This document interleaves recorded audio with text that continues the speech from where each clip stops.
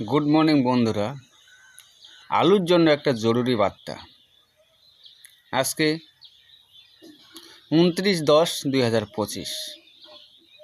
আজকের ডেটে আমি বলতেছি, আমি সাবদার আলী, সমস্ত ভারতবর্ষে আলু শর্টেজ হয়ে গেছে বা আলু শর্ট আছে বা আলু প্রায় শেষের দিকে হয়ে গেছে, শুধু আমাদের উত্তরবঙ্গ বাদ দিয়ে। শুধু উত্তরবঙ্গে আমাদের বেশি পরিমাণে এখনও পর্যন্ত আলু আছে। বেশি পরিমাণ বলতে ধরুন 32%, তার মধ্যে 7-8% তো আলু বীজ হিসাবে কৃষকের আছে। এই জন্য আলুর দাম নভেম্বর মাস ও ডিসেম্বর মাসে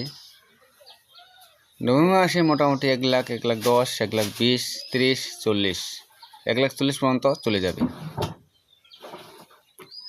নভেম্বর শেষের দিকে বা ডিসেম্বর মাসে।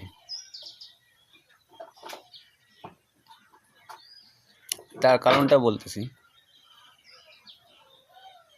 আমাদের উত্তরবঙ্গের আলু বিহারে যায়, আসামে যায়, মণিপুরে যায়, ইউপির মতো রাজ্যে আলু শর্টেজ হয়ে গেছে। ওদের যা আলুর ক্যাপাসিটি আছে তাতে ওদের আর মোটামুটি 10 দিন ওদের রাজ্য চালাতে পারবে বা 15 দিন চালাতে পারবে। এত সংখ্যক লোকজন, 20 কোটি লোক ইউপি রাজ্যে। টোটালটা ডিপেন্ড করতে হবে আমাদের উত্তরবঙ্গের উপর। উত্তরবঙ্গের আলুর ডিমান্ড এর মধ্যে খুব বেড়ে যাবে, সেটা সন্দেহের কোনো কারণ নেই। 100% দাম বাড়বে। আজকের ডেটে আমি বলতেছি, এরপর প্রতিদিন আপনারা দেখতে পারবেন প্রতিদিন আলুর বাজার বাড়তেছে। প্রতিদিন 100% গ্যারান্টি, প্রতিদিন আলুর বাজার বাড়তেছে, তাতে সন্দেহের কোনো কারণ নেই। আপনারা এতদিন কষ্ট করে যারা আলু রেখেছেন, একটু চিন্তা ভাবনা করে আলু বিক্রি করবেন,